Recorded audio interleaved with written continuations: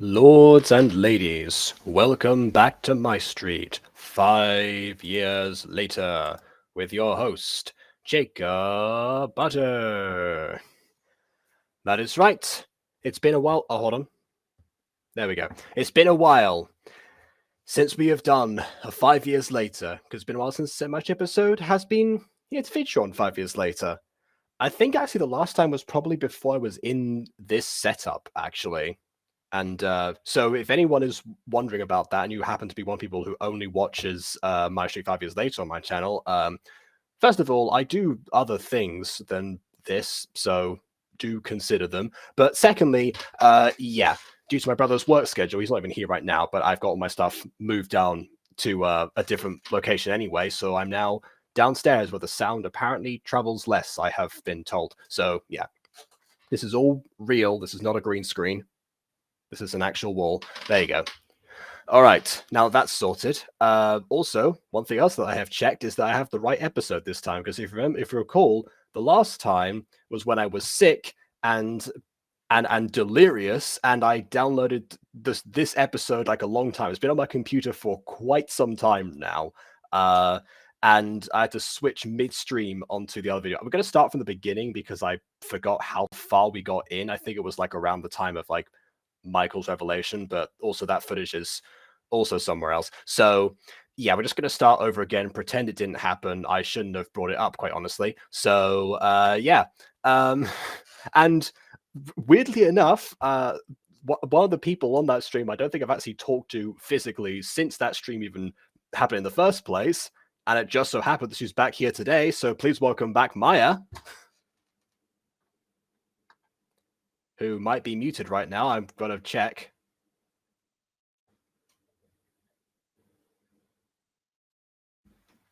Okay, so while that gets sorted out, let's actually load the episode. All right, episode 12. I have quadruple checked that this is indeed the file labeled 12 for the episode of 12, and it came out today 5 years ago.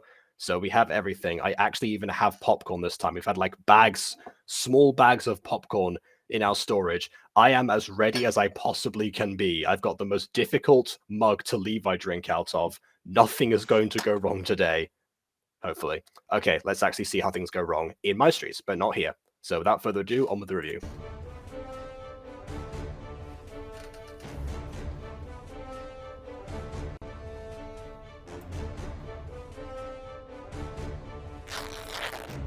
Something's already going wrong. My headphones are malfunctioning. I've got to close down some apps.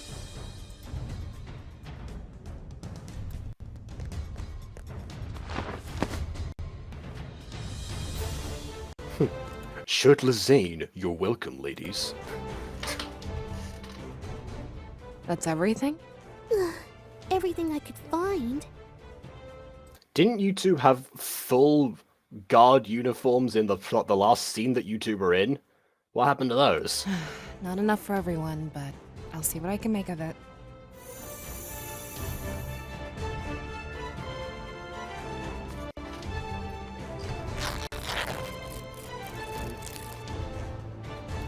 Now, this is evolution here, because in the last time, it was Melissa who was changing aphmau's bandages, but now that Melissa is no longer there, aphmau must put her bandages on by herself. That being said, why doesn't someone actually help her with those? I mean, she just came back to life, for crying out loud.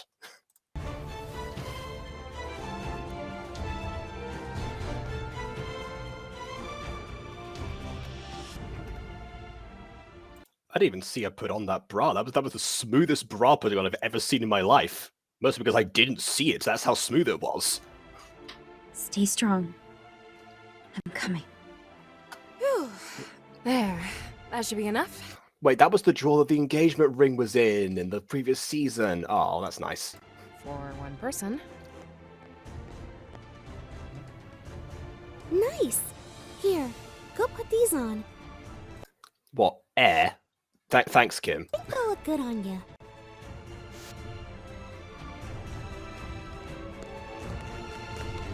I think Maya's realized that nothing is working, so yeah, she'll be back, hopefully. Pretty sure it's not me, right? There's only one person in chat right now, so I can't really tell, but I hope it's not me.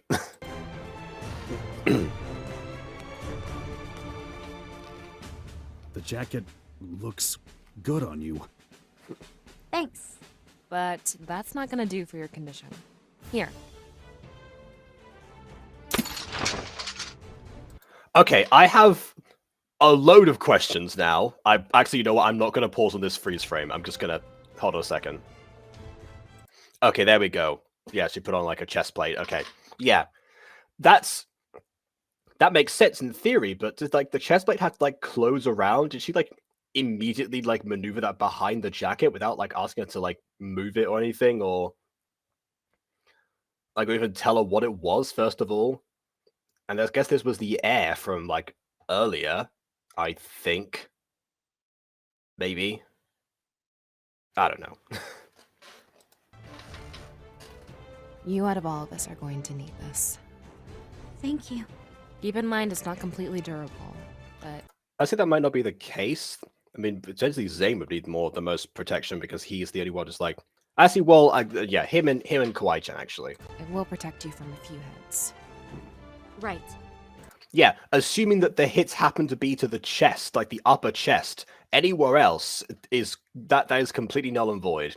And I know that that's where like her wound is, I suppose, and that probably hasn't entirely healed itself yet. But yeah, like again, anywhere else, it's not like she's Achilles or anything. Let's go over the plan. Oh, I do enjoy when they go over plans on MyStreet.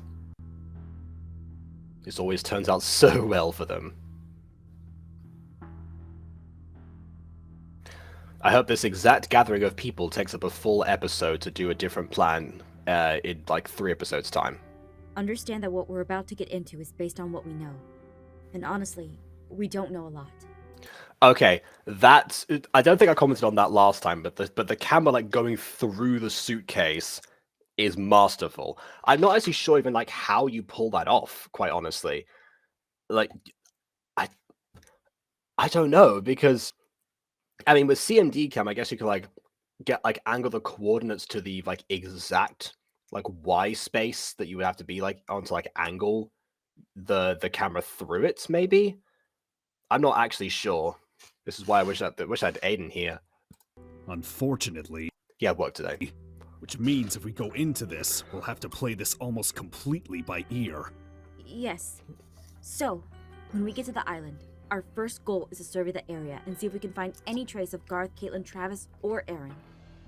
As much as it pains me to say, we don't know what Aaron's condition is right now. If we run into him, I'll be the one to call judgment on that. If you guys see him, look away until I can make sure it's safe. Lucinda. Travis is going to be my primary target. I'll sneak up on him and ensnare him in the same trap as I did Terry's body. Once that's complete, I'll try to remove the demon warlock from him. If we could sneak up on him.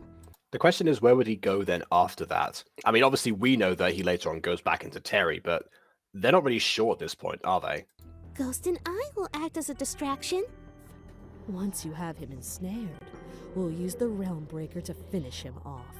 You two will have to be extra careful. I still don't know what he's entirely capable of. I'll act as backup if she isn't able to pull it off. Right. That leaves Garth and Caitlin. Zane, are you sure? I'm absolutely positive. I saw Michael... We'll call him the Demon Warlock. I'd rather not humanize that monster. I mean, that is fair, but that's also like a way more of a mouthful to say when you're in the moment. I saw the Demon Warlock bring both Gareth and Caitlin under his control.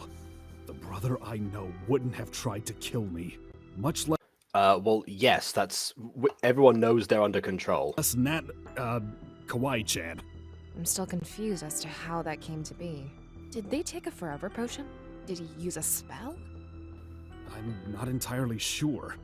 That is a good question. Obviously, we know what happened because of the whole like chosen thing. That's been like talked about since season 5. As far as they're concerned, though, because the only person who knew that was Melissa. Like I said before, she's not around anymore. So, yeah, I'm not really sure about that actually. As far as they're concerned, they could end up falling captive as well. Although Zane should probably be asking the question as to why he and Kawaii-chan particularly weren't affected, but Gareth was. Not really sure.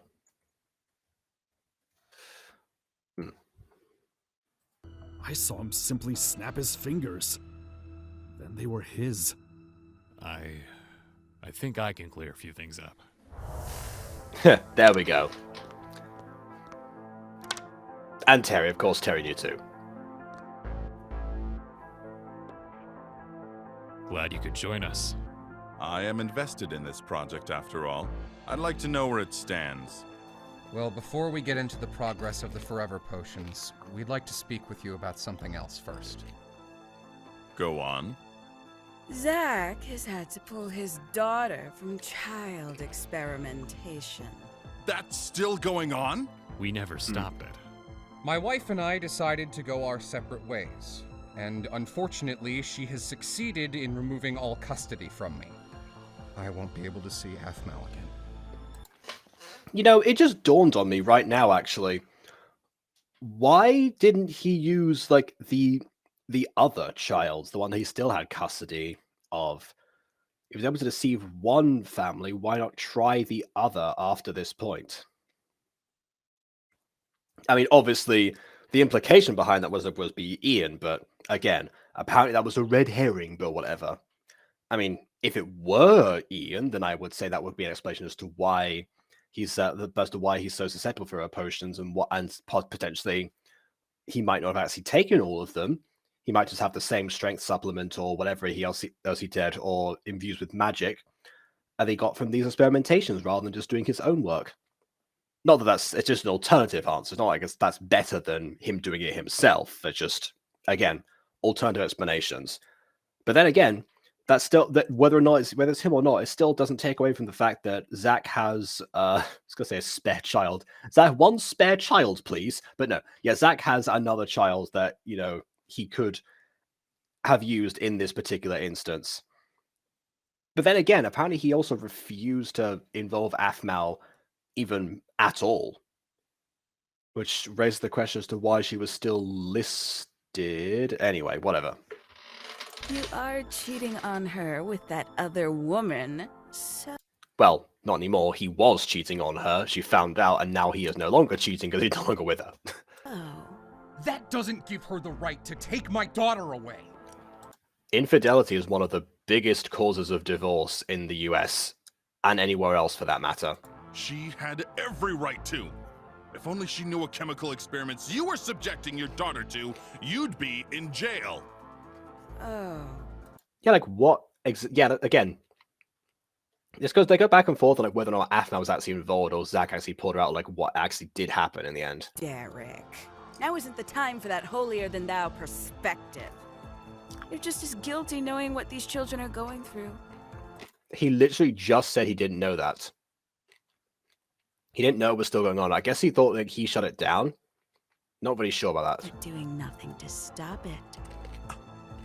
You're an accomplice at this point, so pipe down. He really isn't. He just found out right now and has a perfect amount of time to try and do something to stop them. Not that he has the power to do so in this very moment, but he can once he's like away, and he can definitely plead his case from afar.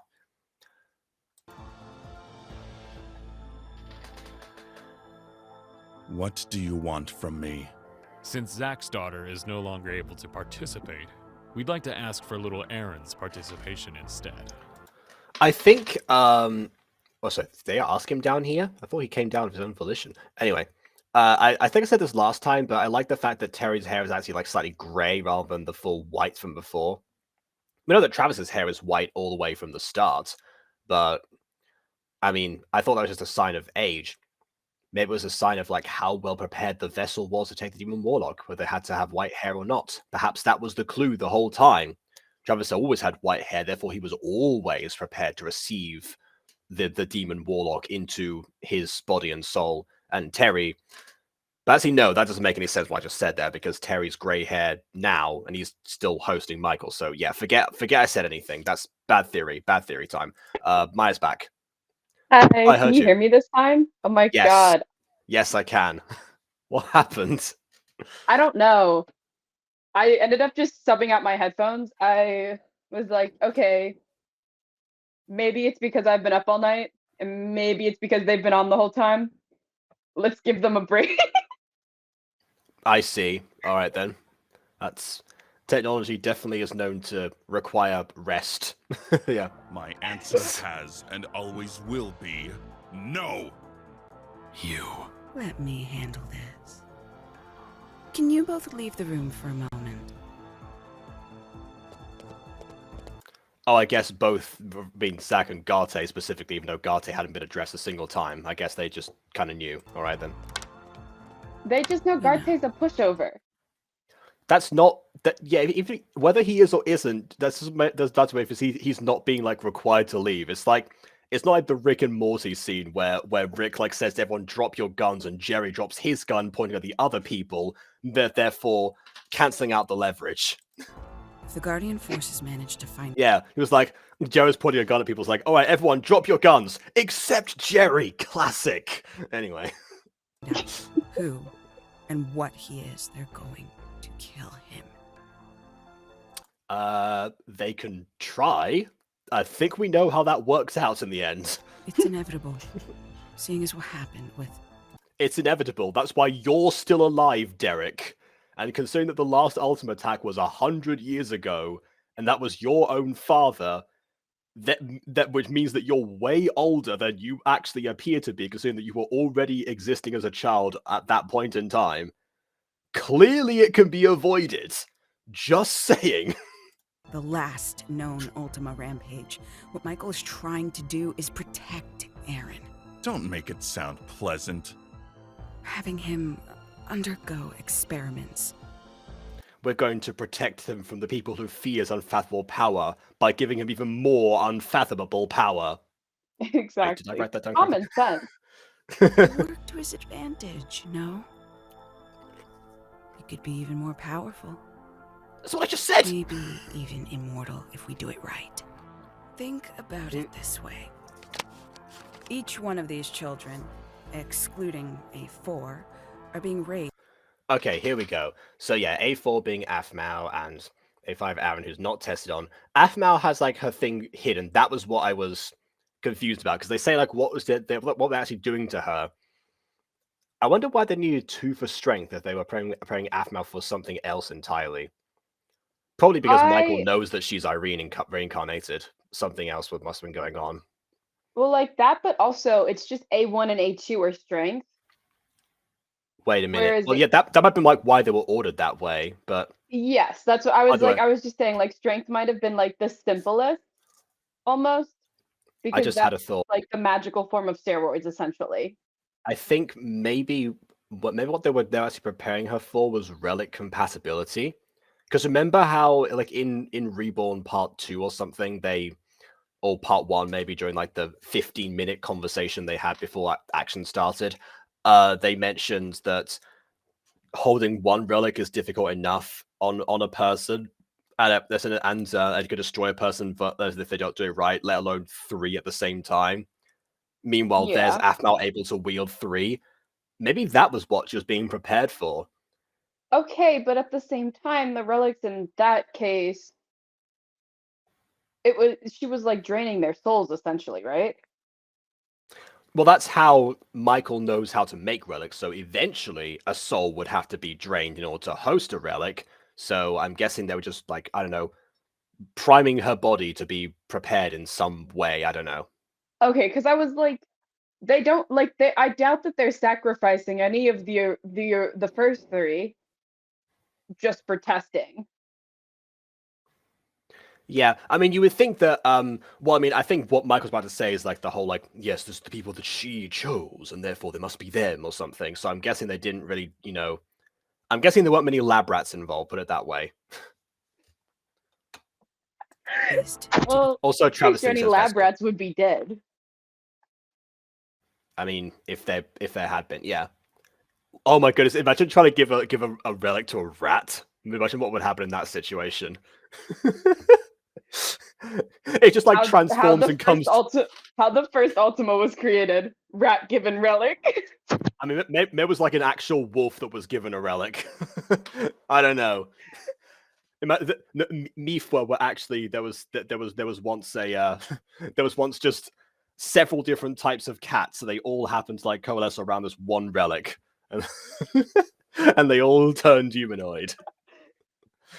Oh, that would be amazing Mipha lore. Oh well.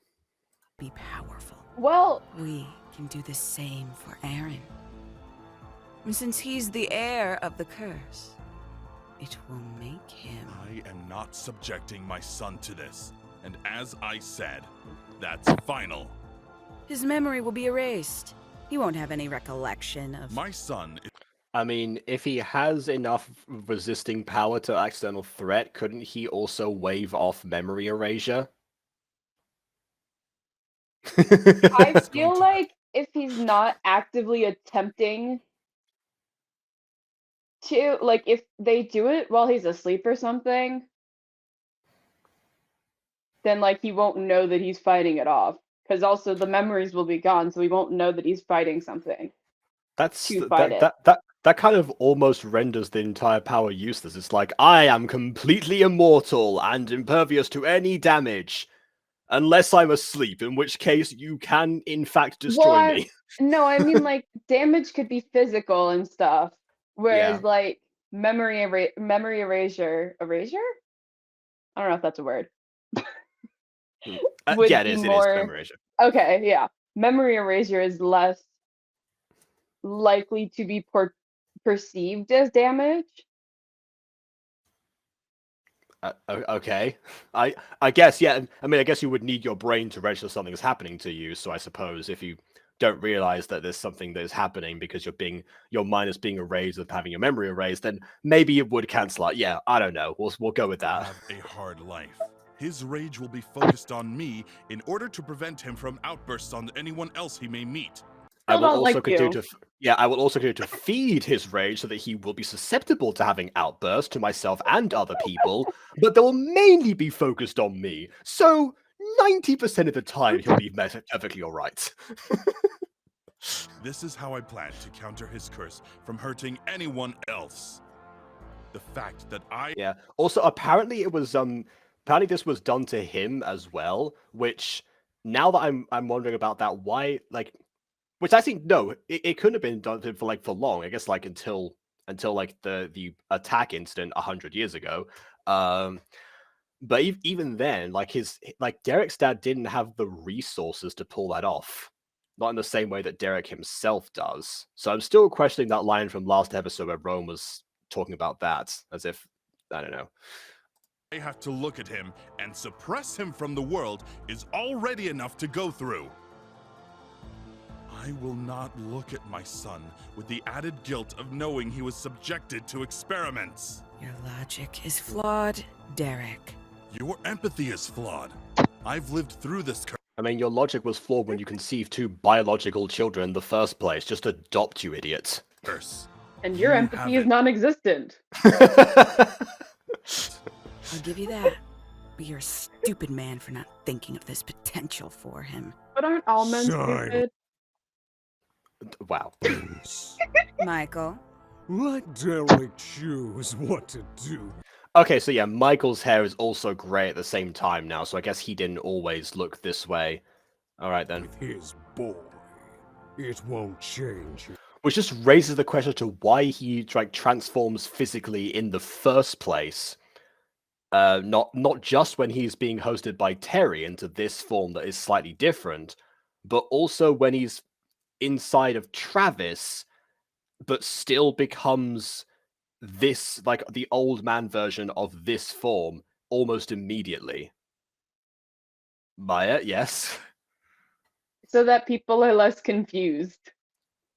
Okay, so for the audience it works, but from any advantageous perspective from him, I don't think there is one. That's what I'm saying. Well, no, because if people don't know who his host is, then they can't target his host outside of when he's in control.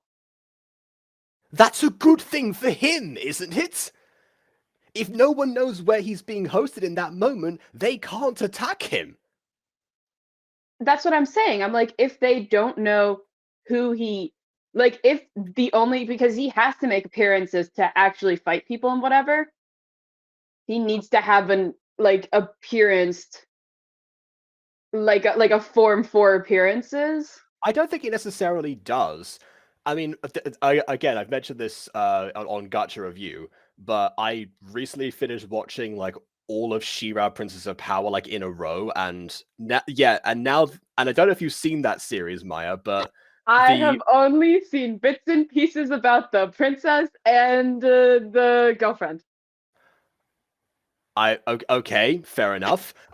So another thing that happens, I won't spoil it too much, but essentially the highest form of that like antagonist in the series like is essentially a hive mind. He creates clones for himself and he like transfers himself, but he can also appear with inside those exact clones, which means that he can essentially hide wherever he wants. The whole like thing is that, you know, he sees all, and actually that makes him a lot more dangerous because there's at one point they do actually try to like dispose of his main body that is slightly different, and he just immediately goes to the next clone that's nearby and keeps attacking again. So yeah, much more advantageous than having to physically transform every time that you manifest yourself, apart from the first time when you were just getting accustomed. His fate. Excuse me? His fate will not change, only his path. I mean, that's because you're going to ensure it happens. He will be of use in time. What does that mean? Go back to peddling the potions to investors, Derek. That's all you're good for here. What were... Leave, Derek. You have no use to this meeting.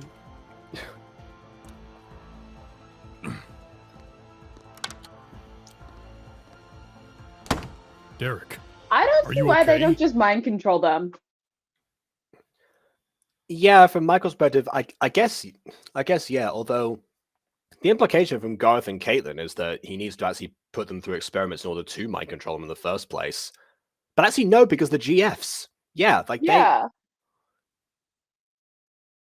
that just raises further questions. Like again, I asked this like while you were like disconnected, because from the perspective of the main character before like this flashback that's being clarified to them right now, as far as they knew, that if anyone got close to the Demon Warlock, they could end up being subject to the same spell that Garth and Caitlin are under. That we know that's because of the experiments that they were subjected to. But now that you bring up the GFs again, they weren't subjected to anything. Eating the GFs, like oh yeah, the GFs, maybe in theory have a cafeteria, if I remember correctly. Yeah, like, they do. You remember a cafeteria scene, but I might be picturing Avatar: The Last Airbender cafeteria scene. But... No, they do. They have those. Okay, because now I'm just picturing Sokka and Zuko in the armor. Boiling Rock. I thought yes. so. Yeah, that's exactly what I'm picturing right now. Hmm. But yeah, their armor didn't having vanish. a cafeteria, it's impossible that he was just adding things to the food.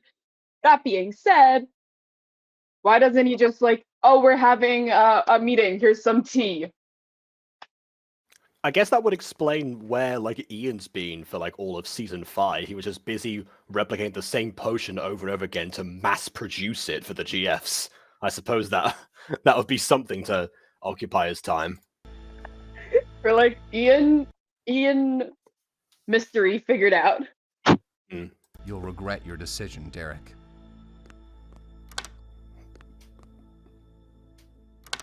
Garte, Michael needs to be stopped. How are we?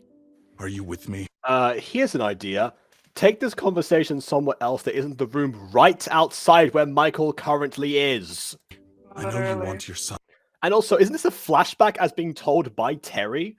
Which means that Terry must have got word of this conversation while he was hosting Michael, therefore Michael knows exactly what they're up to. If Terry can hear all of this... Or Terry's got enhanced hearing, as aphmau characters do half the time. Terry has advanced hearing that Michael does not. Honestly, average hearing is advanced hearing, but like I don't buy the idea that Michael is less powerful in any way than Terry is, especially if again it's Terry's body he'd be hearing this stuff through. I Not disagree. To mention, Terry is funnier than Michael. That's okay. He has comedic power, I suppose. That's something. Well, I mean, except for Zag, you forget your place, sir. That's always going to be funny. But okay, other than that, Michael the bear in mind that Michael just transformed like in the scene, and Terry was still able to recite to the people in the present what was said, which means that Terry can still pay attention through Michael. Therefore, I'm guessing Michael can also pay attention through Terry, so Michael can hear this right now. Done out as well. If you'd like, Michael, I can recruit more children to participate Yeah, see, Michael's still out, so it's definitely him who's doing. Anyway. in. No. The ones we currently have are the ones she chose. There we go. And she And didn't yet, choose does lab he ever rats, does so he ever we shall not explain who she is? Like he has these followers, but I feel like they don't actually know what's going on, particularly Zach.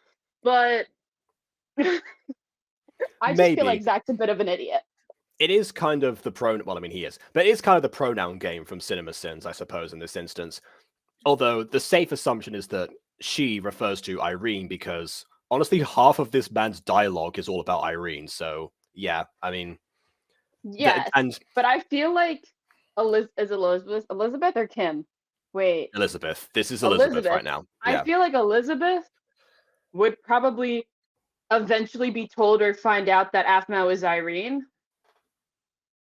I don't think Zach knows that. And I think Zach's just really, really dumb because he gives both of his kids for this. Yeah, but potentially. I mean, but then again, Elizabeth will probably know that Michael's talking about the original Irene in this instance. Like we're saying, like she chose these people. So she might think that, oh, these are just, the corporeal fragments, as I call them, or reincarnations, as they would be called by anyone else. But it just so happens like, oh, who does this correspond to? I don't know. There weren't any photographs back then. I don't know what Irene looked like exactly. So, yeah. We will just have to keep... Oh, never mind. Apparently she's asking about Sheev. I suppose she doesn't know. Never mind then. I love saying things and then immediately, like, I know it's like justifying something that happens in a video and then immediately proving that justification wrong and going back to being an issue. It happens all the time on Gacha Review. A close eye on A4 and A5. Because A4 and A5. Yes. To be perfectly honest, they should have hired Kawaii-chan for that. She was paying us to A4 and A5 all by herself. Yeah, but I think didn't Demon Warlock... I feel like Kawaii-chan was around at that time as a mage with Lucinda when the Demon Warlock was being annoying in MCD. So I feel like he already... Like, I feel like she he just existed. doesn't like her. Yeah, I mean, she existed, but I'm not sure if they, like, ever actually met at all. Well, because I thought that she was with Lucinda, and Lucinda and the Demon Warlock had interacted. I'm not entirely sure. I know that I think aphmau and Lucinda were at one point. They at one point like escaped together to Enki Island. I think it's been a while since I've watched season 3, but they escaped to Enki Island together. I don't know if Kawaii-chan was there. Season the one 3. thing I remember from This is season 2. Oh, because that's when aphmau sees the Demon Warlock properly for the first time. No, because season 3 is like after the Irene revelation after. It is after the Irene revelation, which was after the Demon Warlock stuff. But I mean, it's after the baby. Yeah, so if it's after, yeah, and Alina was there during the Demon Warlock confrontation. I don't recall them ever seeing him. Maybe they did like briefly in like one episode, saw him separately. But again, whether or not Kawaii-chan was there was a complete guess, and I'm not sure that she was one for much in the way of sea travel. I don't think so, but I also know that Kawaii-chan as an enchantress. Well, magic's user, whatever you want to call it. Yeah. Yeah. At the time, I don't want to say she had her energy all over aphmau, but she had her energy all over aphmau, essentially. I mean, that implies that like everyone's magic's like leaves traces, and it does. Those traces persist. Like, but then I guess there's even like able to detect like everyone that aphmau had been around that happened to have magics. I disagree with that solely on the grounds of I just know that Kawaii-chan had given aphmau magical like stuff when she first went to the puppet cafe. Oh yeah, I do remember she gave her a maid. I forgot the maid's name. I also gave her a maid in like season 1. Yes, but she also gave. There was like, I forget what she gave her though. There's a lot of magical objects in Minecraft Diaries. That is entirely There's fair. so much. But I just know that also like with the trace thing, the trace thing tracks because Lucinda can track magic. Okay, so And she was worried about her magic getting tracked when she teleported. Isn't that like the magic coming from like the actual person rather than someone who's been around them? That's why I was saying, if I'm pretty sure Kawaii-chan gave aphmau stuff like that she made magically. Well, okay. Well, assuming that aphmau had that stuff when she went to Enki Island and happened to be the demon warlock, assuming that happened during season 2 before the revelation, not like after the baby, then in those two specific examples, then the demon warlock would have figured out that, okay, this magic comes from somebody else. I haven't properly met them yet, but I guess I do not like them. Well, just because, like, in the same way that the demon warlock avoided Lucinda to a degree, just because Lucinda is a really powerful witch. Oh yeah. I feel like he would have also avoided this mysterious magic user, which he would have been able to figure out in this universe is Kawaii-chan. Especially because Kawaii-chan's magic at the time was puppetry, if I remember correctly. And I feel like if somebody is being possessed, given that puppetry is very similar to possession, Kawaii-chan would have been able to figure it out. Maybe if he actually figured that out, and if you remember the same signature, and if that same signature was transferred onto the new Kawaii-chan, and if that was actually then vested and developed in Phoenix Drop High, we don't see her do animation magic any time in the curriculum. The only time we ever see anything to do with like her talking about interacting with inanimate objects in any sort of way was the wolf plush in like one episode of Fancore University. I made a whole theory about that one. And given that she doesn't use magic any other time in the, like, she uses the cat magic essentially and that's it, that whole thing was wacky. I think she uses like cat potions at one point. Yeah, the cat potions. Okay. Oh, and the she did the bake sale. Oh, I thought we were going to talk about like the magic's cookies that like sent Prince Reese to sleep. But yeah, that too. Well, there's that, but I was thinking in high school wasn't she in the magic club because she did the magic bake sale, or was she just there for the giggles because she's a good baker? Honestly, it could have been either one, but I guess she would have been around magics at the time. So, but yeah, again, assuming that would count to the same signature that had been passed on, and assuming that Michael detected that signature, because assuming that aphmau had been there with the animation stuff in the first place, and assuming that meeting ended up happening in the tournament, not just misremembering it, then in that situation, maybe he would think, hey, this is a familiar signature. And if he happened, again, assuming that he happened to like figure out that Kawaii-chan was involved in that in some way whatsoever, then potentially he might have avoided her to some degree, but like that's like 5 assumptions there. This is like falling apart at the seams. Side note number 2 then. Why didn't Michael go after Zane? That's also something that I thought, I mean, he did send Gareth after him. Like that, again, one of his funny lines, Gareth, take care of your brother. Yes, but I mean, as a kid, the demon warlock had to have heard of Zane. That's true. I mean, this man was a tyrant among tyrants. It does also raise the question as to why Irene chose Zane to reincarnate in the first place. Seems like a bit of a terrible idea, personally, but maybe he redeemed himself after Diary Season 3. That's what I was thinking, that he redeemed himself after Diary Season 3 because he had to spend a lot of time with Emmeline, and there's a bit of development there. That would explain why Emmeline ends up falling for the murderer of her previous fiance, her husband. That's kind of the thought process here.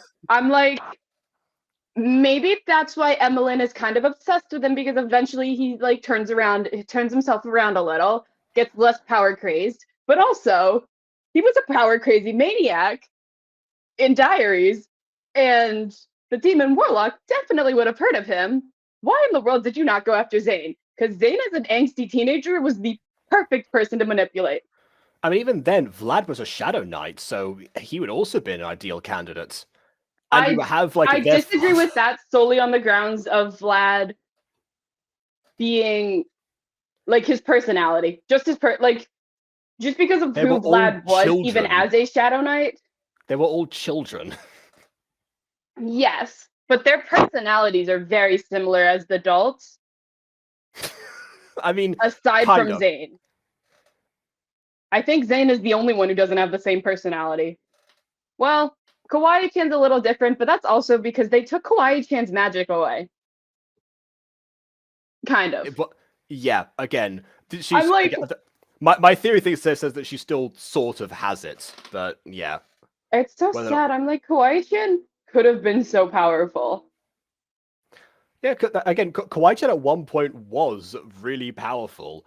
Like I mentioned this example a lot, but she did like at one point beat up both Gareth and Lawrence single-handedly for stealing her phone and throwing it out the window. Okay, but you could almost argue, like, in theory, if Mifwa shared traits with cats, she could be just faster. And those two were very bulky, from what I remember. Yeah.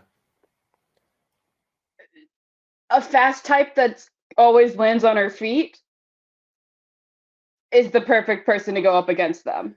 Yeah, so they nerfed Kawaii-chan and they nerfed Lucinda for this season to work properly. Exactly. Oh my god, Lucinda! As I've met, yeah, remember when she made Travis literally invincible or invulnerable? Exactly. You remember in fact, when isn't that exactly an entire town? Isn't that what they're trying to do in this scene, in the still of flashback before? Figure out a way to make someone invulnerable if someone's going to come after them? And Exactly. just remember when she used to have a teleporting tower because she was a freelance witch and just traveled the world? Okay, that's while avoiding her father. Okay, that's Darius Lucinda. I'm talking about like MyStreet Lucinda was able to make Travis invulnerable at one point. So then, I forgot about that one. Yeah, the episode that I hate from season 1 because of what it does to this season. Literally. That entire scene we just watched is pointless because there's a spell that does exactly what you're trying to do. Doesn't Lucinda also turn Zane into a baby once? Well, that was like a mixture of like a bunch of potions together because they fall on top of Zane. So indirectly, why I guess, exactly doesn't she try to recreate that and throw that on both Travis and Terry?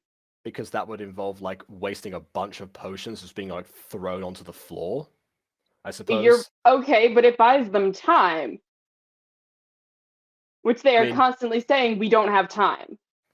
I'm not sure if it would buy them time because, again, like, assuming that she has even like all of the ingredients for every single one of those potions, the time to prepare all of them again from scratch, she has to like test out like the dosages and everything, and whatever little time they actually have, or whatever time they would save from, I guess, turn the GFs into babies or whatever, will be counteracted by the preparation time involved there. It's like the Polyjuice potion in Harry Potter. It's a month to brew, so you can't just like, spam it essentially. Yeah. I disagree. They had a lot of baby potion in Minecraft hide and seek.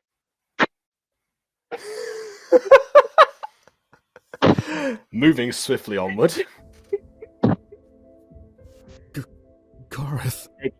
If what you're telling us is that they're under the effects of dormant experiments, then we have to stop the demon warlock. Well, they're not exactly dormant anymore, are they? As long as he exists, they won't be able to regain full control of themselves. So, the best we can do... Watch Lucinda disprove her own theory in the next episode alone. is distract them? What if they don't regain control? My brother is stronger than that! Zane? He still had empathy in his eyes. He hesitated to kill me! I know I can reach him if you give me a chance.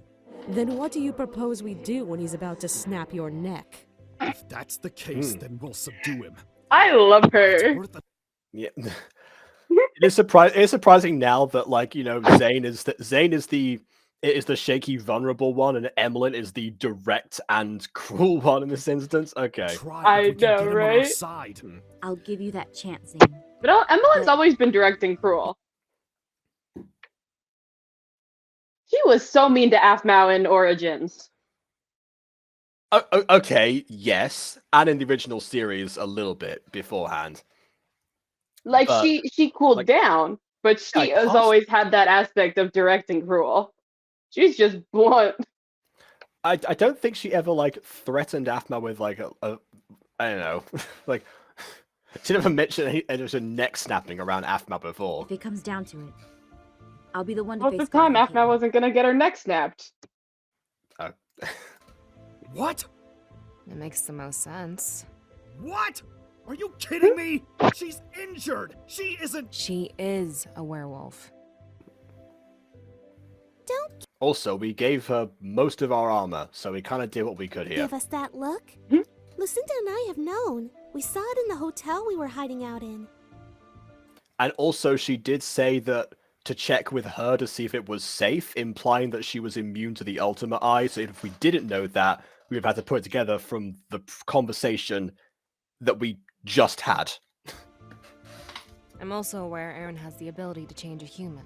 The decision makes sense as his mate.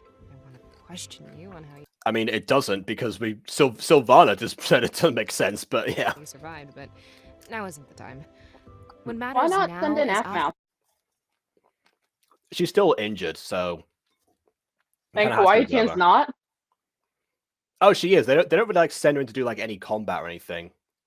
She'd be too fast. Now has the physical strength to help us, and she knows it, don't you? Yeah, but that doesn't mean Doesn't mean I'm invincible, yeah. Sorry. I mean, it's as Lucinda said. I am the best chance of facing Garth and Caitlin. Does As long as I aphmau can know rely that on she's support Irene from already? everyone No. here. Okay. I wasn't sure if she figured that out yet. I don't think she ever properly did. I mean, she did like sprout angel wings, but I don't think she was like fully realized what was happening. Michael just said 3 bits of her broken soul and didn't say who her was in that instance, so you never know. Guys, please don't feel like you have to do this. This is putting our lives on the line. There may be a chance we might not succeed or even come back from this. It's either die And there or die when the end of the done world happens. Anything this Yeah. dangerous ever before. It's alright if you want to leave. I don't want. You can't leave though. Literally. You're all being hunted, and the island has been like locked away for ages. What do you mean you can leave? Want anyone here to. Everyone here has spoken. As long as their fate rests on confident shoulders, then we will find a way. Thank you guys. Speak for yourself, Ghost. You've got the shoulder protection.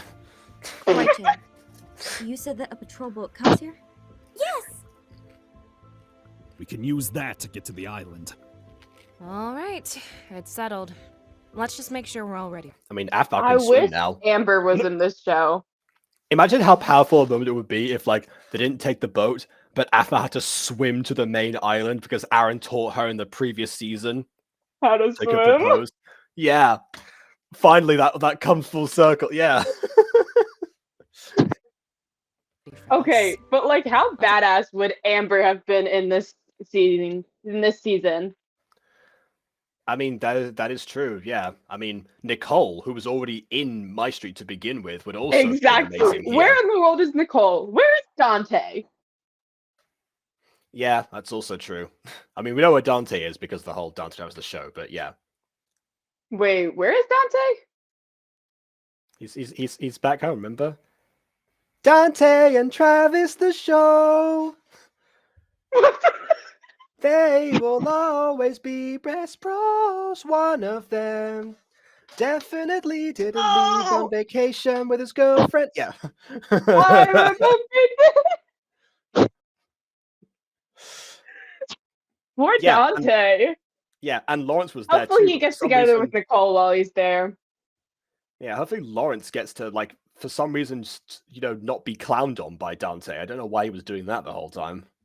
If anything, Lawrence was probably more missed than Dante was. Try to make a few potions to help us. Nothing too fancy, but something. I think Lawrence is his Shadow Knight form from the big move. That's still canon, so he can still use it. Then again, most of the Shadow Knights are just not involved. Like, there's a single Shadow Knight involved in this season. I mean, yeah, that is also true, but at the same time, like, it's... And does Zane really count as a Shadow Knight? He was a Shadow Knight for, like, 2 days. Well, apparently he did actually lead the Shadow Knights during junior and senior year. I know that he was trying to, like, make the jury back in season 2, but I think he changed to Shadow Knights after Sasha and Zenix left because they couldn't do anything about it. I suppose he could just take the name over. I'll go keep a lookout for the boat. Right. Let's get ready to kick some butt.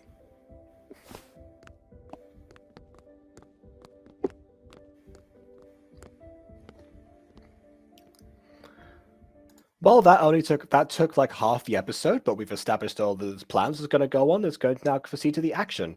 I sure do hope that a future episode doesn't take the entire runtime almost to go over almost this exact same setup without the flashback in the middle to pace the time. To make it more interesting. Huh? You've been shaking this entire time.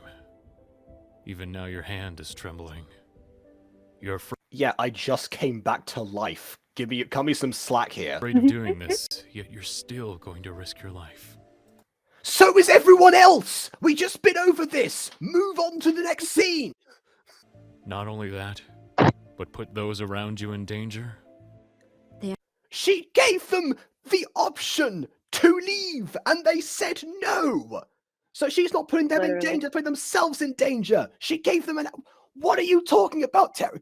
Get away. Get this man away. Cut the camera. Get him out of frame. They are intent on coming with me. I gave him the title of best parent in MyStreet, which again is not a high bar, but still it counts for something. I disagree. Which parent is Sylvana. better? Ew. Ziana. Close. Ziana gets points taken away from me because of the whole because of her crying over Zane not dating and then feel like pressure to please her in that way. So and then you know, like She's just making the whole situation about her baby boy. There's something like worrying and like, you know, clearly Zane and aphmau were close in some way, so then being friends would have been perfectly fine in that situation. But oh no, here come the waterworks because my Zuzu doesn't have a girlfriend that I thought of. I think she would have been happy if Zuzu had a boyfriend. Potentially as well, but that just that wasn't the same. That the photo was of Zane and aphmau, so she didn't think that. Wait, hold up. I mean, yeah, she probably also include both of his brothers. Like, why didn't the date bring the brothers as well? I know. I'm sure that Vlad has taken plenty of selfies with girlfriends and boyfriends over the years. I am intent on going. I cannot stop you from going. I also have no right to ask this of you, but please save my son. You're shaking. You're afraid that you put people in danger. Please save my baby boy. Are you sure you can do this? Shame on you. But please, if you can save Travis, I would most appreciate the shame. And yes, I see that in the private chat. Vlad and Zenix. That was on the diaries side of the wiki, so I don't think that happened in MyStreet. Who cares? He went to France and didn't come back for a while. Zenix could have been there. I suppose he could have been. Nobody said where Zenix went after college or high school. I don't know if he went to college. I don't think he passed high school. This is why I want to do a spin-off of featuring Vlad's adventures in Paris, featuring Tioni and Ivy. Yes. Travis, I did this to him because I was a Jay, you had a kid. What was wrong with you? This wasn't your fault. You live with a curse, right? Even so. I must say, this entire series is just Why did you have a kid? Yeah, this is the most effective advertising for vasectomies I've ever seen in my life. For vasectomies? Just want Yes. my boy to endure this. Is that the male equivalent of a hysterectomy? I think so. I want to Okay. give him all the memories that were stolen from him. Please. I know it's adding more pressure to you, but please. Help me bring him home safe. I don't think aphmau No. was ever going to go into this battle without the intention of saving as many people as she possibly could. I think it's going to be like, oh, hey, because we're going to try, I'll give Zane the chance to save Gareth and Caitlin. You know, retrieve our friends and whatever. Why is Travis, Zane saving he can, Caitlin? he can die.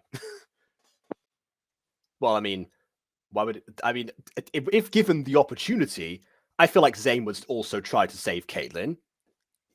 Yeah, but I just don't think it'd work. Okay, Caitlin hates Zane.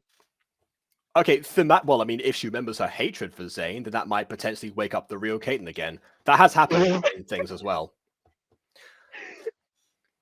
I feel like she would just pretend she's not awake with the excuse of, oh, I can kill Zane finally. I somewhat doubt that.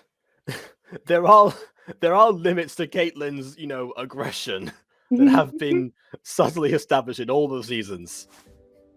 We'll bring him back. Promise. Actually, I say that all seasons except for Love Paradise, because in Love Paradise she pushed Travis off of a roof, for scaring her. So, which is amazing. She is guilty of attempted murder, but in every other season she has her limits. I feel like she is also guilty of attempted murder in high school.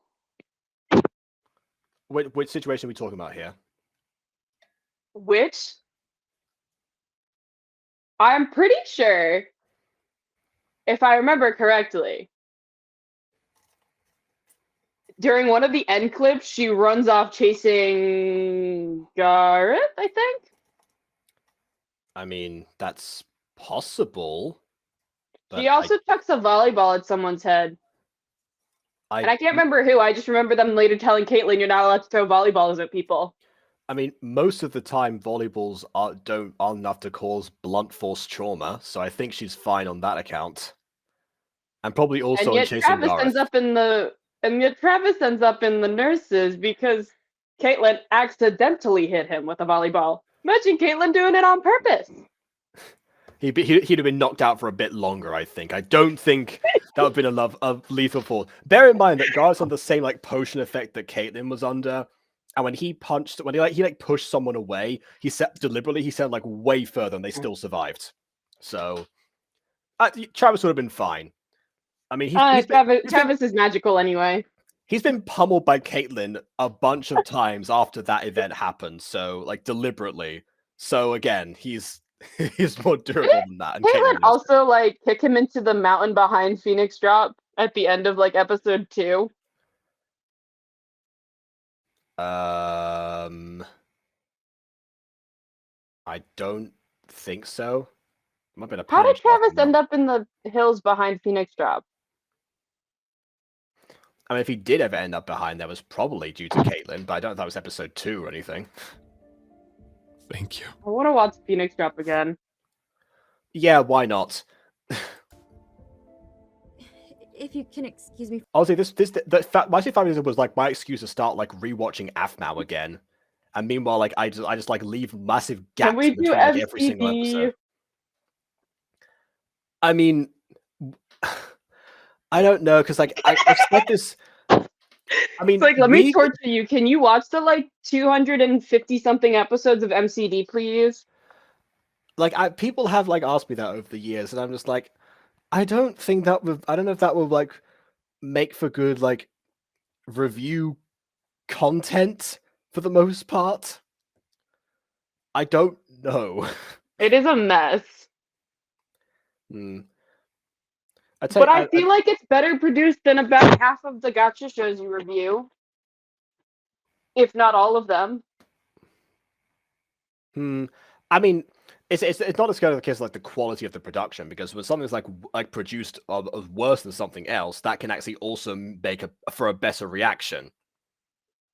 I mean, if anything, we recently, you missed this, but we reviewed we're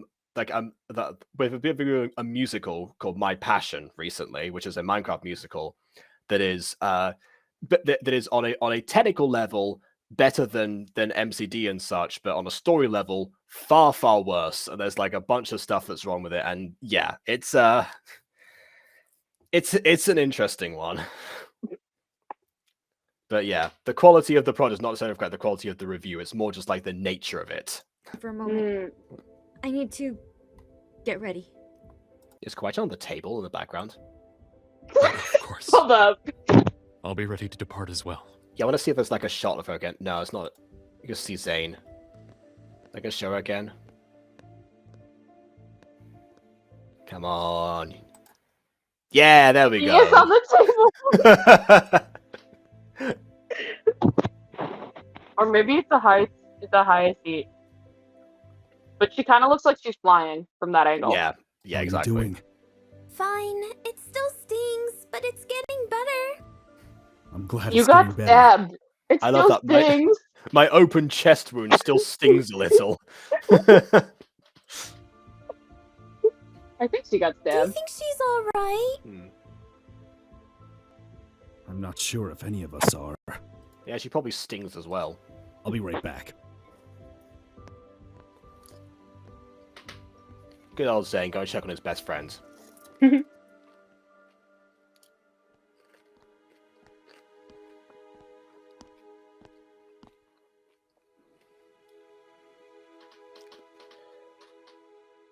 You don't have to worry about me. It's kind of hard not to. I thought you were past your clingy phase with me. Oh, we're finally acknowledging pre-season 4 in some capacity. Thank you. Harsh and to the point, huh? I'm sorry. You know I know you're joking with me. Imagine if the GFs were just like passing by on patrol at this point. It's like, hey, wait a minute, there they are! Open fire! Your presence has changed from when you were talking to everyone inside. What's on your mind? Everything. I know I have to be strong. But is it wrong for me to feel bothered at a time like this? I would be more shocked if you weren't bothered by your fiance being kidnapped and taken away, turned into a monster, possibly tortured, your friends like dropping left, right, and center, this being the only group, Kawaii was dying, you having to come back to life when Blaze couldn't. Yeah, anyone would be, as you put it, bothered in this situation. Being hunted at gunpoint? As well, you know. All of your fellow werewolves that being forced into hiding and then also mind controlled. Here is depending on me. I may have to fight Caitlin and Gareth. They'll forgive you. I'm about to lead everyone into a situation that has so many unknowns. Into a situation none of us have ever been in. I don't know how to fight, Zane. I can't guarantee that I'm going to be able to protect everyone.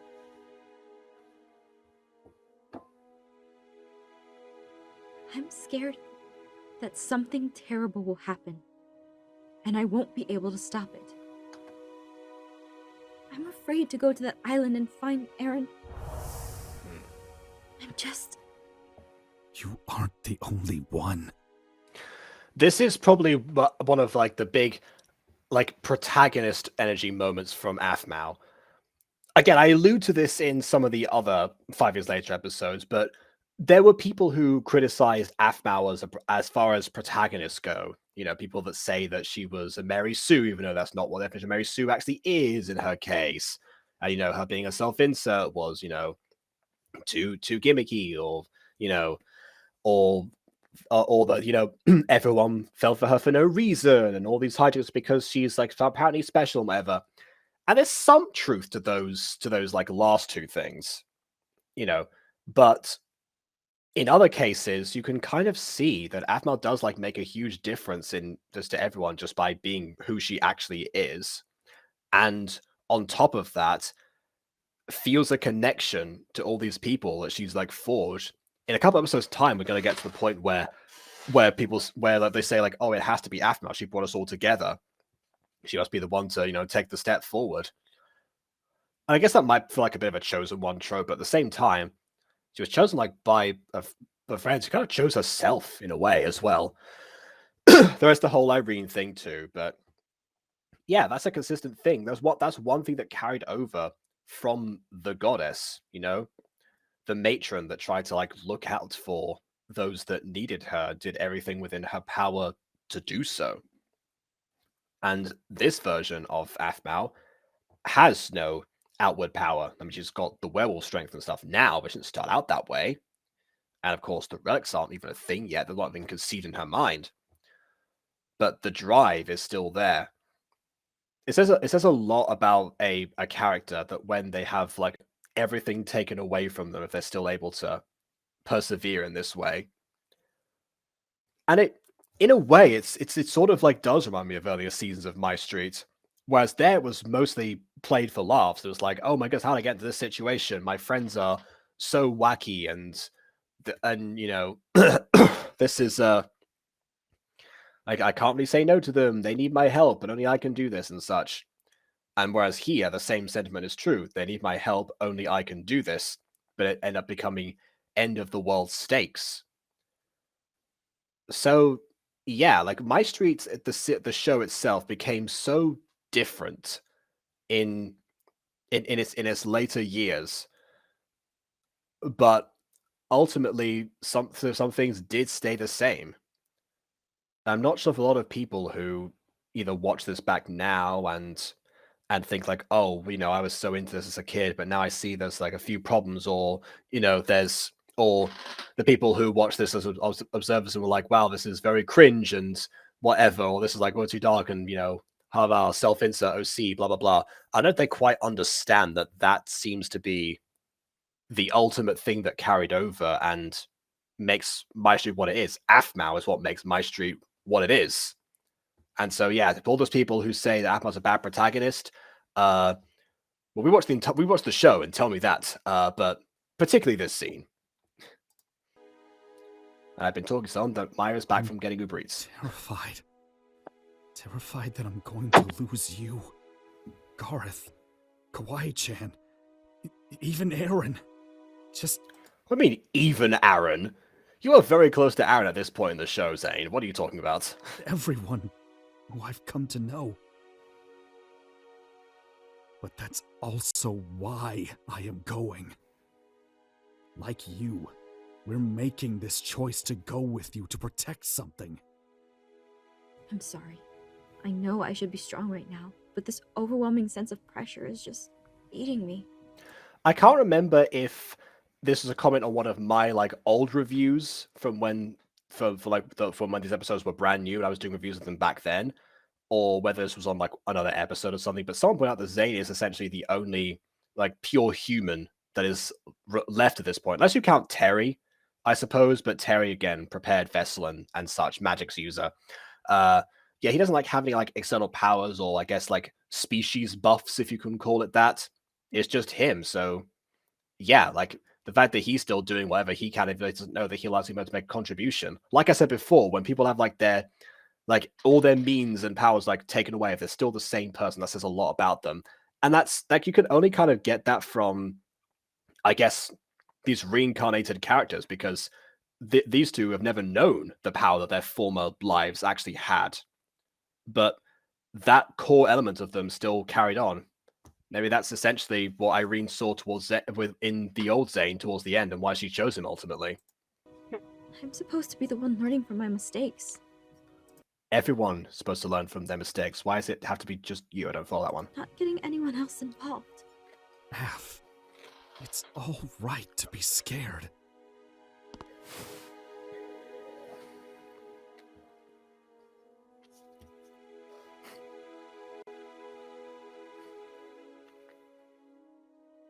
Besides, we're damned if we do and damned if we don't. Like Terry said. Ain't that right, partner? There's no escaping the consequences of this, even if we remained on the island. Which is probably something that people would have thought of if they decide to stay, but yeah. I just want everything back to the way it was. So do the fans, but season 7 hasn't happened yet, so you know. That was meant to be like a like a lighthearted joke, and you're like face you gave me. I mean, I know it's true, but at the same time. Oh my goodness. Even Adri was constantly like told me like season 7, I need it, from like the quote from the Cinema Sins parody. Actually. Oh my goodness. Life changes. Nothing is happy forever, and nothing is hard forever.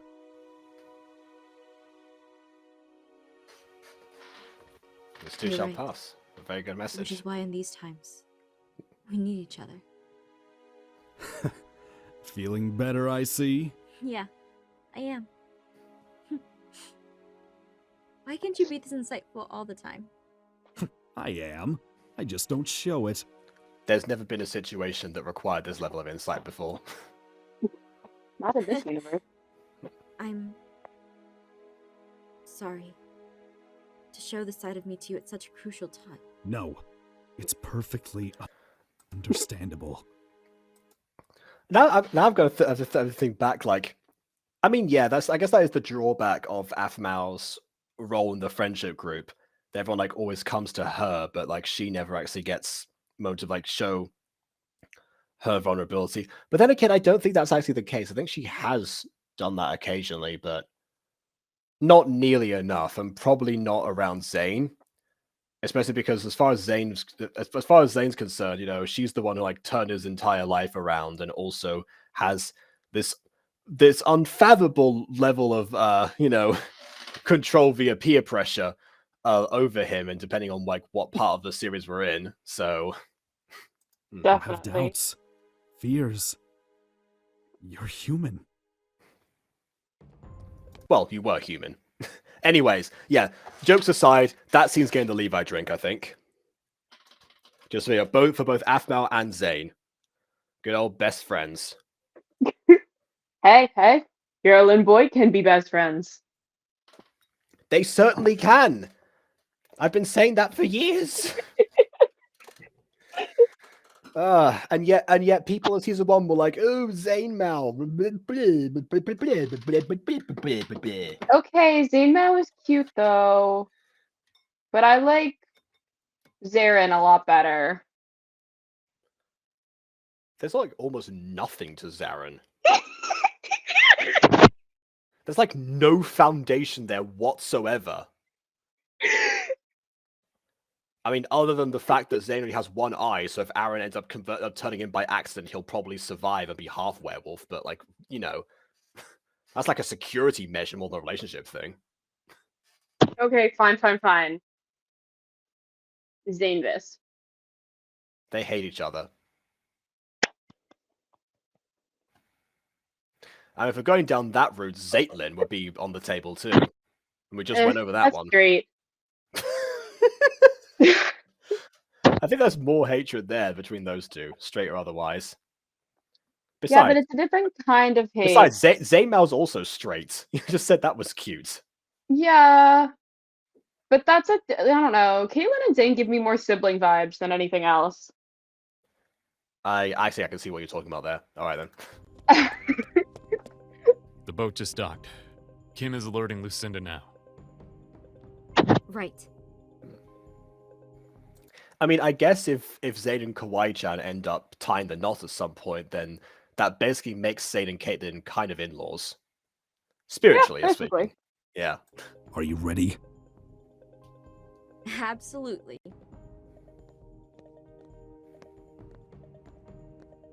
But I will also not move because we need another shot. Just hold on.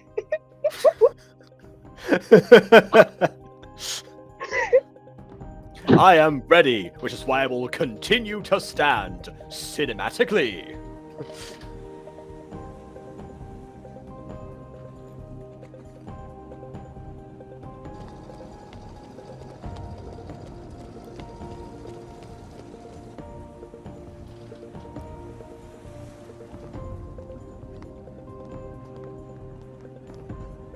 Gotta love a classic cat face tracking shot. Halt.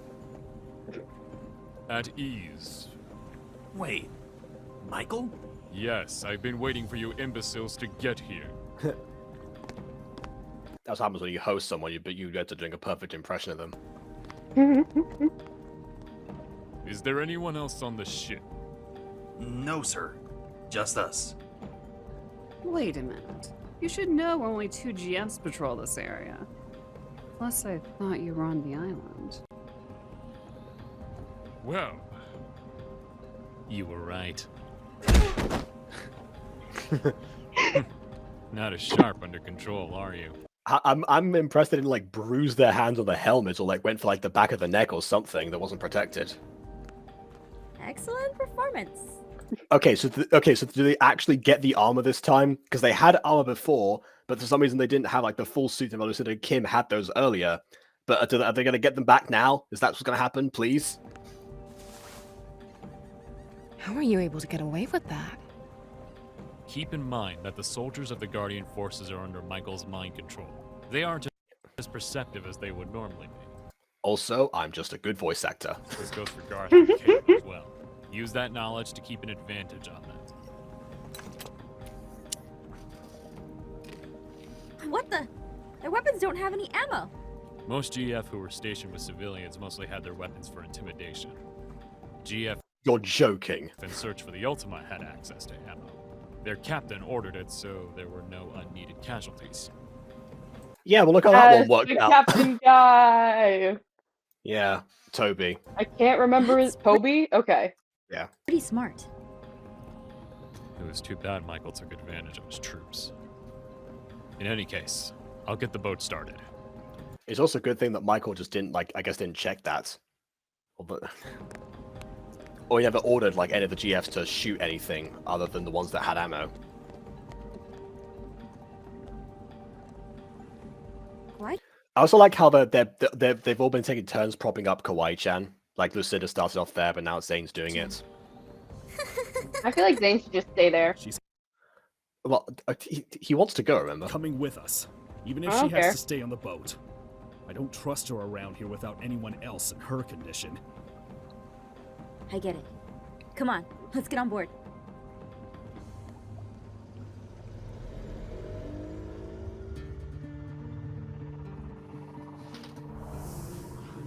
Why does this feel like One Piece music now they're on a boat? Don't know. I haven't seen One Piece. Yeah. I want to build that out of Legos. I love how they just like have that one bit of animation. You know how like at this point the series was going through the time where there's like one animator who was like very overworked, but like and like that's why the episodes got delayed. Yeah. I'm hoping that this episode was not delayed because they did that small portion of animation with the boat and aphmau on it. I feel like at this point that was the practice. Maybe. That's odd. Actually, to be fair, if I had a practice animation sent to me, I probably would just use it anyway out of just, you know, I have this, might as well. Why aren't there GF boats surrounding the island? I noticed that too. You would think there would be an army waiting for us. They were probably sunk or destroyed when the island was uprooted. Or it's a trap. Let's not question it and be thankful we were met without resistance. Might also be a trap. Agreed. Now, how do we get into this thing? We're going to have to find a way in. Yeah, I mean, dock the boat first. But yeah, after that, find a way in. Not the relic I was expecting, but this will have to do. Has he been there staring at a relic for this entire episode? Yep. Yeah, because like obviously the cannon went off a while ago, and if they were like talking through this entire plan where the cannon was firing, we would have like heard the rumbles from behind. So he's definitely just been there the whole time, just like, allow me to walk down very, very slowly. Or he just like gets there, stays for 15 minutes, is like, sir, we have to prepare for.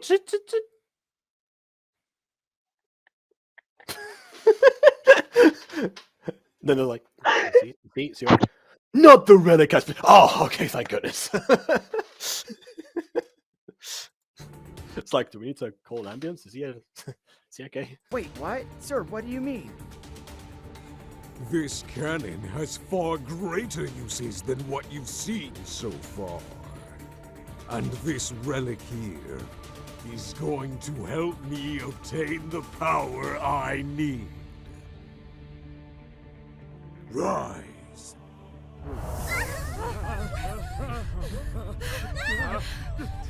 To be fair, he said rise, and the thing is about to rise. What's going on? Now we've got some animation that serves a purpose. Hey, Caitlin. Everyone hold on to something!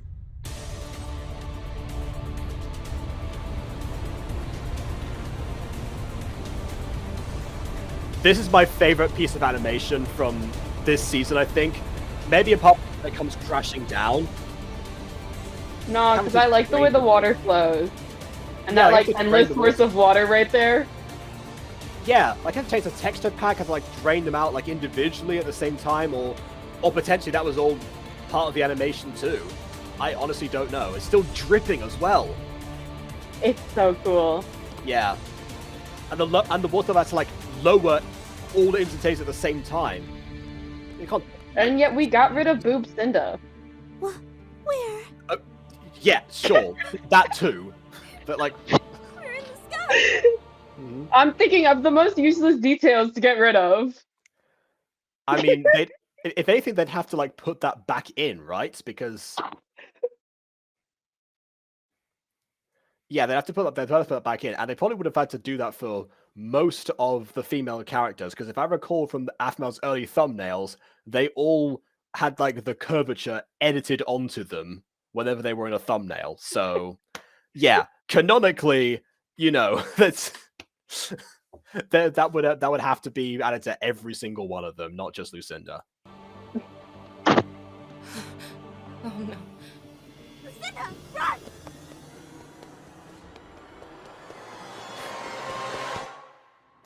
I'm sorry, you had plenty of time to react, Lucinda. Like, you saw her coming and she was just like... It's just like, oh my goodness, is that you, Caitlin? Sound like a gremlin. That's the way that she was running. Like, look at this again. Hold on. Oh, dang it. I just pressed end. I just got to the end by accident. Let me just put it back. I saw. Okay. Because, I mean... at least I controlled the running speed. Again, that is better than most of the gachas that we've seen at the same time. Like... Oh my goodness. It's like one...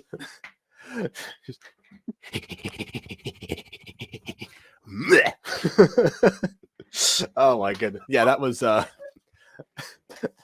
mean, aphmau reacted way faster because aphmau was like running towards them, but I guess Kate was like going way too fast because she was like way further away and got there before aphmau did.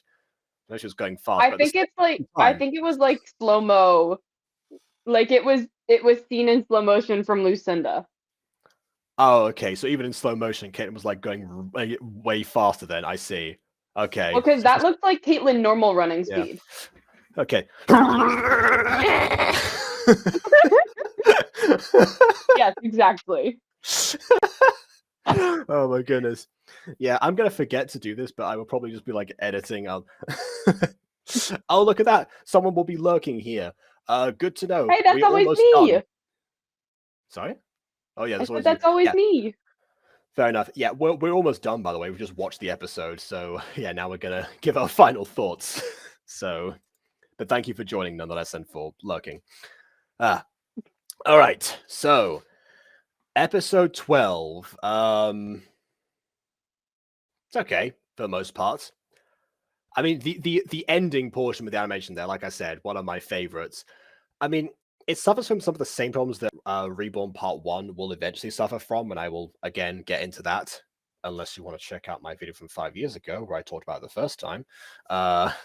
But yeah, by what I mean by that is, most of this was that group of people standing around, like, planning everything. And then, but at least we do learn some new information from there, where we finally get that flashback from Terry and the whole reason behind, well, not the whole reason, but like just a little bit more. We kind of knew from season 5 what was going on with everyone. I guess it just kind of reinforced it for the audience visually through a flashback rather than having to have Terry just be like, here, let me tell you about this thing that Melissa already heard from before, therefore the audience already know it. So let's do something much grander this time, and also like drop the hints as far as like the strength and vessel and A4 and A5 and everything, and make me question the hearing powers of MyStreet characters for the umpteenth time. Exactly. Yeah. Oh well. That also implies that if Michael knew that Garte and Derek were going to betray him, he just sort of let it happen. Perhaps that was hubris. Perhaps that was just part of his plan for them to full sense security. Then again, he did end up banishing Zach and Elizabeth into a different realm. Not Michael, but one of Derek and Garte. So who even knows? But yeah, then again, Michael does have his priorities weird sometimes. You know, he stares at a relic for uncomfortable lengths of time occasionally, so you never know what he's prioritizing really.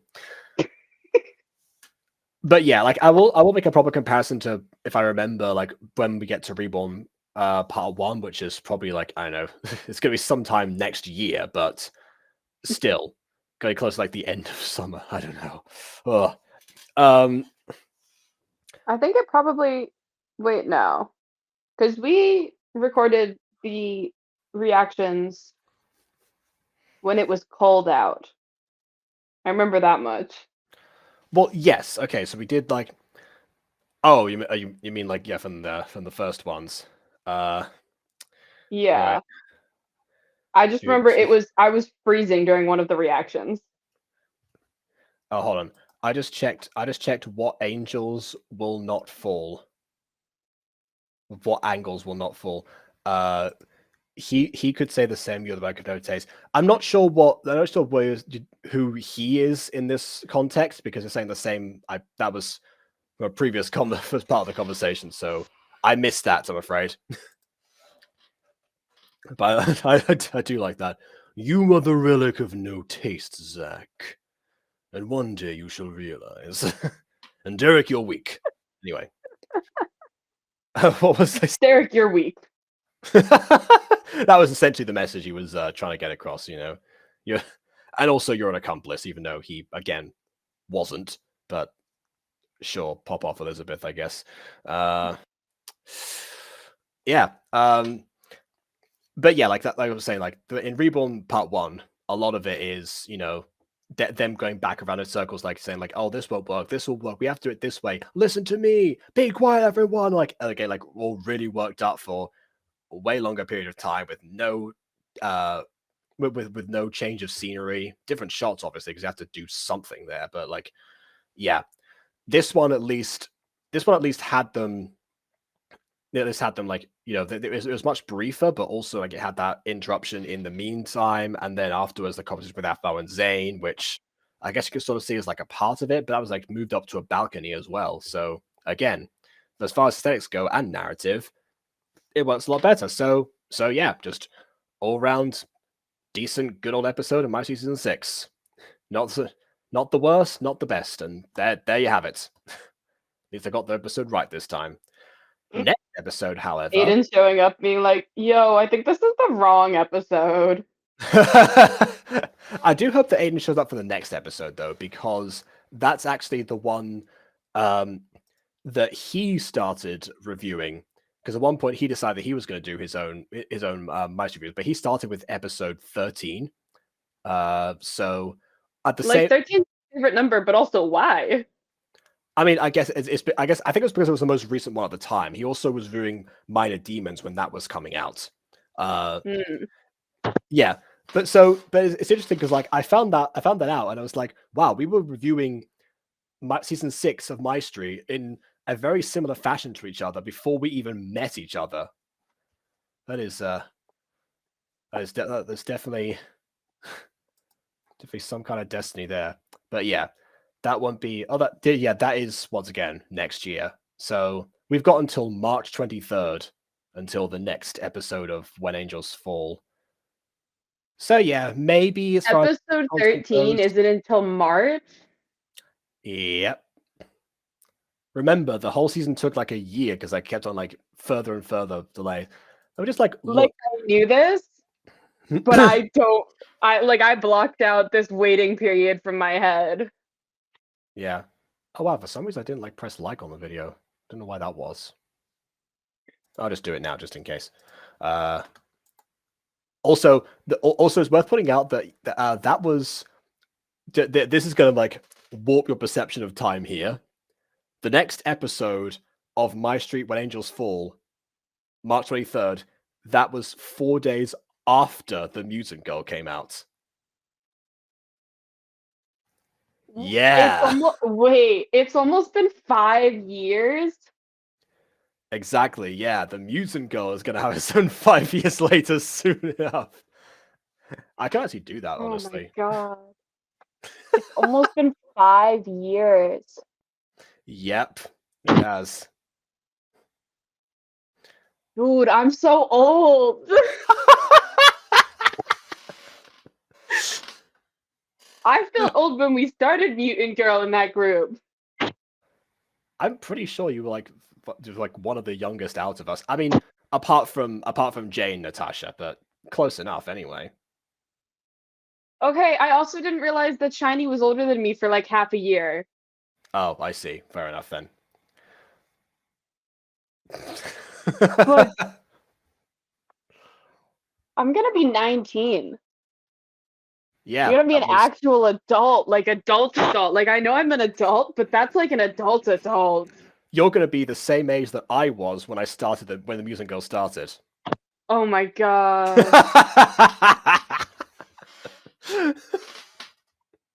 That just scared you. I was like tempted to say that, but I didn't want to like disclose your age. But since you said it, I was like, yeah, fine, I'm gonna scare you more. I was like, I don't even like. Oh my god. Yeah, I started promoting the Mutant Girl at the end of my MyStreet reviews to like give it like a bit more of traction because again, what was the Mutant Girl the MyStreet reviews were obviously they were what they were performing the most at that point, and then afterwards Mutant Girl took off after the Mimi promotion anyway. So I can't believe you weren't friends with Aiden 5 years ago. well, yeah, because I met Aiden in December 2019. So I met him 4 years ago. That's still crazy. I'm like, I feel like Aiden's been around for all of Mutant Girl and he just hasn't. Yeah, I mean, because he's such an integral part now. But yeah, like most of season 1, he wasn't around for, and even then, he didn't like join. He wasn't even start like to join the cast or anything until like season. I left before Aiden showed up. Well, yeah, because you left off like 4 months. That was like almost no time at all in Mutant Girl terms. At this point, obviously, at that point, again, like as far as like again, like I said, most gacha shows like don't go on for like even like 2 months. It depends. So yeah. So yeah, that's going to astound me that still persists. I don't think if I told me when we started the Mutant Girl that I'd be an engineering major, I don't think I would have believed me. I don't think I would have believed me that I started playing video games like that I play a first-person shooter because I had never played a gun game before. That I am an engineering student. That I moved out at 17 and my parents didn't stop me. I don't think I would have believed any of it, especially because at the time I was like, I am not talking to either of my parents right now because they keep taking away my privacy. Because as any 13-year-old, I'm like, I deserve privacy. I mean, you freedom. Did. You. I mean, obviously, to an extent, because obviously they need to like still safeguard you, but privacy is still important. I was pushing the bounds of how much freedom a 13-year-old is allowed to have, and I definitely thought I was entitled to a lot more freedom than I was given. I see. Okay.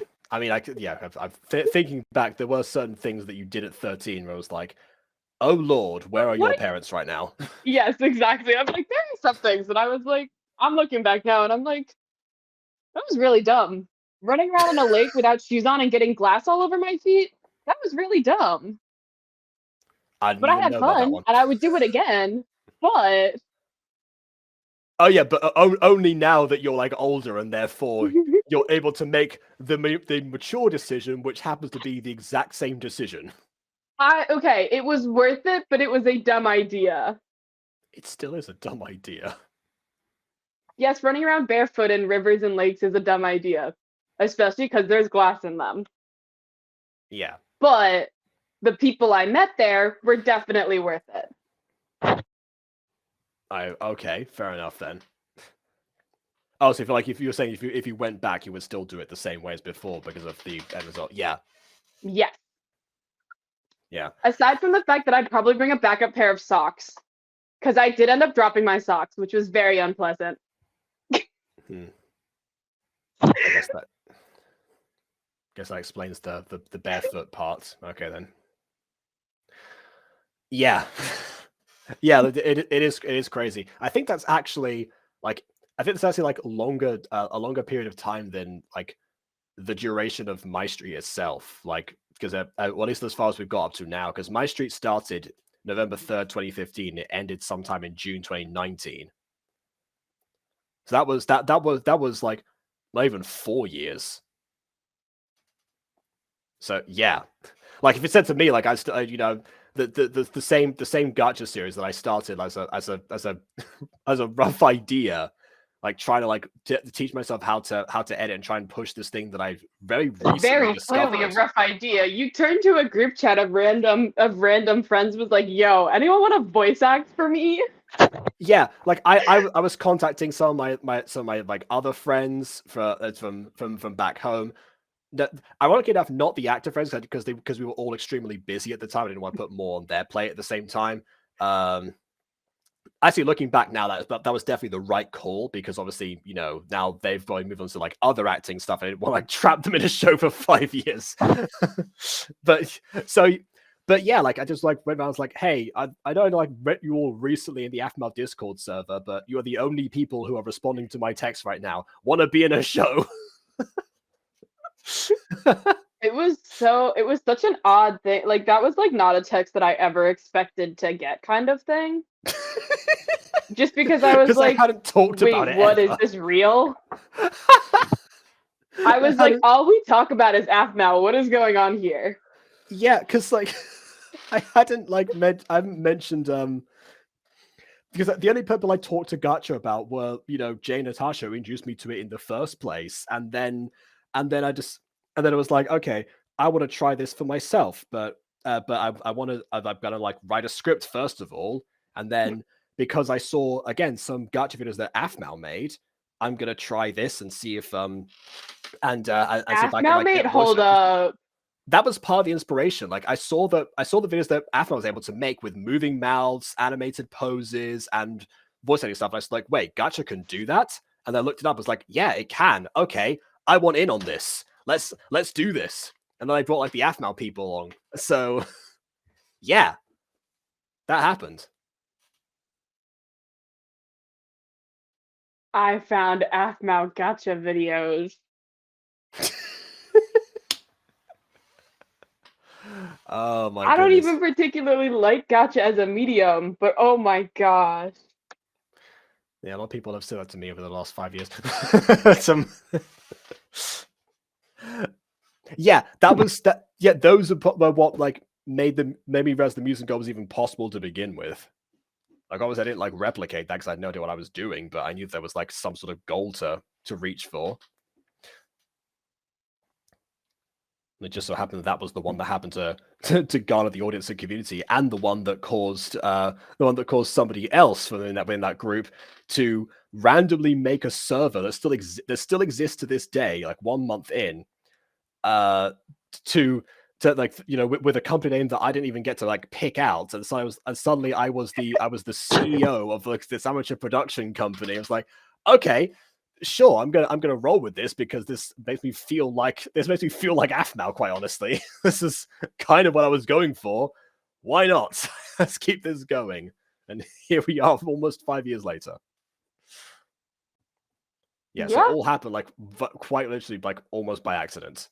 That's so long ago, though. Yeah. And so many like, how many of us are left? How many of you are what? Sorry. How many of us are left? Purple isn't around anymore. Oh, you mean from like the original aphmau like group that we created? Well, Purple never signed up. No, never signed up to the Mutant Girl. She wasn't one of the ones that decided to join on, and we eventually ended up. I think we like sort of lost contact with her anyway at that point. ASD was also somebody else that we were talking to at the time. Didn't show up either. Zach Lycan also wasn't there. I think it was essentially you and Shiny from that group of people that that signed up for Mutant Girl, then stuck around for that. And Cat. Well, Cat didn't sign up for Mutant Girl, but he was there. He was in the server. He was involved. He was part of the crew essentially. Yeah, he liked to be involved, but he was very self-conscious at the time. Oh, do you mean to say that if that nowadays he might want to roll? No, he's still self-conscious. Dang it! He's still self-conscious about his voice. Okay. But less so. But still, like, no, very much still self-conscious about his voice. Oh well. I don't know. I feel like you could change his mind. But I don't think we talk anymore. Well, no, I haven't spoken to him in years. Yeah, I was like, I'm pretty sure you could convince him otherwise, simply just because you have the experience to be like, yo, that's not a bad thing. But he's very self-conscious about how high his voice is relatively. Which for us, honestly, for a series that features a lot of teenagers, that is actually a very good big blessing to have, especially like even like to have preserved that. Exactly, that's what I'm saying. I'm like, you could definitely change his mind, but yeah, I have to put in a conscious effort to make my voice high enough to like play a teenager. But yeah, even then, half the time I still end up landing the fathers and teachers roles and stuff. It's really funny. You were the teenage therapist, the dad friend. Just like roles in the friendship group, not like character roles that I've played and stuff. I know, but I'm saying like your typecast also. Oh, like that. Oh, it reflects you were that. Actually typecast.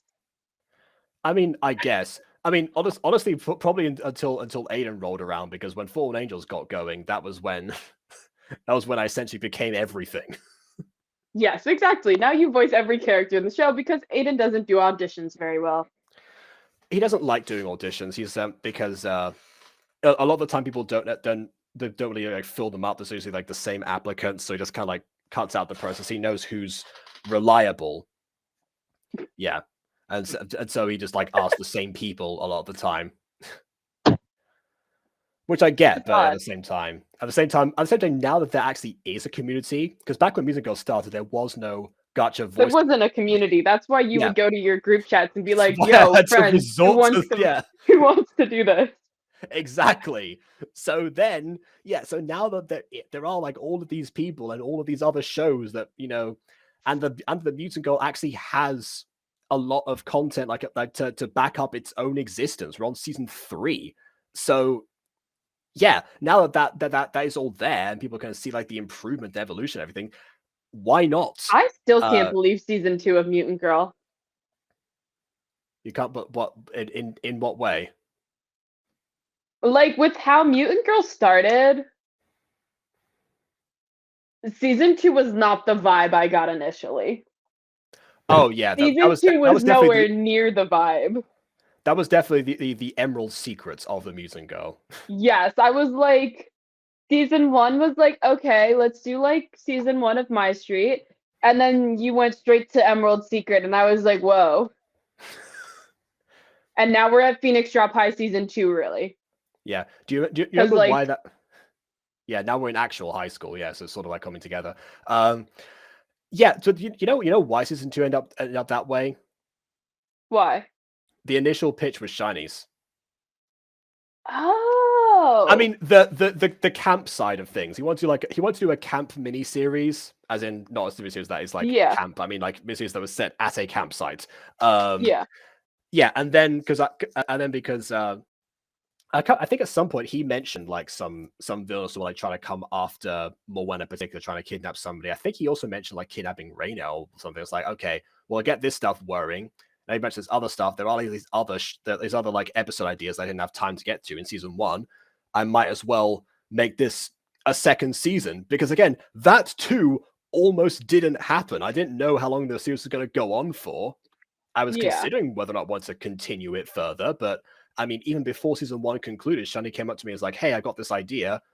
Okay, sure. We'll cycle that through." So yeah, by like October or something, I had like an idea that this show was going to continue, despite the fact that I was already writing the conclusion to this to the first season. I feel like the way that the first season of Mutant Girl ended, it was very much like a conclusion. It could have been the conclusion, yeah. I had to write seasons where I had to write the seasons where there could be a conclusion. It could be a conclusion, or it could continue. So that if the show ends up, I mean, I say if the show ends up getting cancelled, it's if I get bored of it, essentially. Yeah, I'm like, if you cancel your own show. If I cancel my own show, people won't like feel cheated or disappointed. They'll still have some sort of ending there, and they can continue that. Yeah. Whereas season 6 we've been might end with a cliffhanger. tangenting for like half an hour, I feel like. That is a very good point. We should probably end this. Honestly, we could do a recording after this, and like I'll show you some aphmau gotchas. Absolutely, but let's wait until after I get my second Uber Eats order, because the first one got stolen. Oh, wait, so there was like no one at the door when you went earlier? Mm-hmm. Right. Okay. I don't know. Uber gave me a refund. Yeah. All right. Fair enough then. Yeah. This is going to be a lot of ideas for for Mutant Girl creative commentary. I think that's what I'll do for like an anniversary special on top of the next remake. I'll just do what 4-Star Bento did. Yeah, I'm not sure if there's like enough like new content to like sustain a podcast for a long time, but I think I can do like creative commentaries like 4-Star Bento have been doing, where I just know that you were thinking about doing a podcast, and I just can't remember what the podcast idea was. There's been like several of the years. I had there's like an idea to do like gacha podcast or something, where that was actually Miss Devil's idea, but then that never got pursued further. But yeah, as far as Mutant Girl podcast goes, we did have that idea, but then again, a lot of the time there's not really that much else to say. There's only a finite. Even though it's been going for almost 5 years, there's only a finite amount of content to make for podcast stuff, and podcasts tend to be very long, so probably not. Yeah. But yeah, maybe I'll do. Yeah, you know what? Let's do some creative commentaries, and now, what if I can time those so that the last one ends up releasing it on the day? That depends. I have to start on that. I have to start on that soon then. Oh well. For now, let's get you your Uber Eats, and then I will postpone my own eats for the sake of gacha. So I'm fine with that. No, you should eat. It is super late for you. We can do like one video. It's fine. You said you were done from school. You need to de-stress. Okay, but yes, I am done with school. Finally. Well, then there you go. So please either like or dislike, because your opinion matters. Subscribe to us already, or on Twitch if you've done us already. Continue to lurk, I suppose. And on that note, until next time, farewell.